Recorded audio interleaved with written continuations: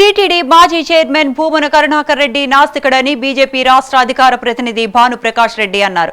విగ్రహాలను చెప్పుతో కొడతానన్న వ్యక్తి అని తెలియజేశారు. తిరుపతి ప్రెస్ క్లబ్ లో భానుప్రకాష్ మీడియాతో మాట్లాడుతూ సత్య హరిశ్చంద్రుడికి మించిన డ్రామా భూమన సోమవారం తిరుమలలో ఆడాడని దుయ్యబట్టారు. భూమన శ్రీవారి పుష్కరిణిలో మునగడం వల్ల అపవిత్రమైందని, శ్రీవారి పుష్కరిణిని శుద్ధి చేయాలన్నారు. నందికి పందికి తేడా తెలియని వ్యక్తి పొన్నవాలు సుధాకర్ అన్నారు. తిరుమలలో ఎవరు రాజకీయాలు మాట్లాడినా కేసులు పెట్టాలన్నారు. హిందువులంటే జగన్మోహన్ రెడ్డికి చిన్న చూపని భానుప్రకాష్ ఆరోపించారు.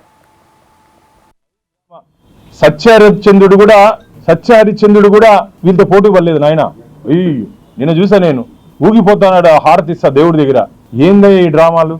కరుణాకర్ రెడ్డి ఒక నాస్తికుడు, పాత చొప్పియండి ఆ నల్లరాయిని కొడతారని చెప్పినటువంటి వ్యక్తి కరుణాకర్ రెడ్డి.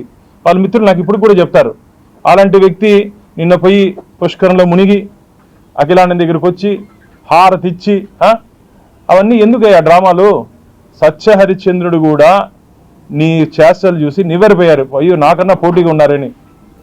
ఏదైనా డ్రామా కంపెనీలో యాక్ట్ చేస్తే బాగుంటుంది, ఏదైనా స్టేజ్ షోలు ఇచ్చుకుంటే బాగుంటుంది, కానీ కొండ మీద పోయి ఇలాంటి షోలు ఇవ్వద్దని చెప్పి భారతీయ జనతా పార్టీ వారిని తీవ్రంగా హెచ్చరిస్తా ఉంది.